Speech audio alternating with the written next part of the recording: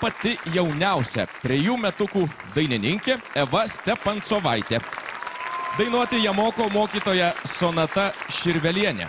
O atvyko ji iš Ukmergės, kur lanko mokyklėlę Muzikos alėja.